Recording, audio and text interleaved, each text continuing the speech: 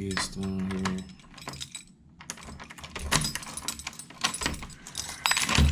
Everyday struggles of jayworking. What in the world? So we live and direct at FDR. This is the first day back. So this is just like an introduction into Adobe Spark, introduction into a designer and his role, and just letting them play around, see what they could come up with for today. This is Adobe Spark. This is a program that we create stuff in. So as soon as you go in here, you can see that I only got 3 projects in here right here.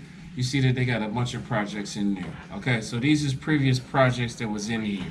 A designer, a graphic designer, is a problem solver, but he solves problems visually, okay?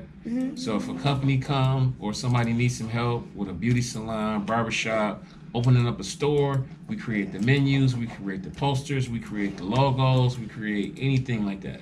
The thing is that you're doing so many things because you're so valuable. That makes sense? So the more valuable you are, the more what? The more you work, right? The more you get paid. You can do video, you can do photography, you can do design, you can make clothes, you can do all of this stuff. That's a day's work done and over and out. Yeah! When your van is still here after work, winning. Cause one time I came out and my car wasn't here. So that's how we do it. Another day, another dollar. Peace, sonnies.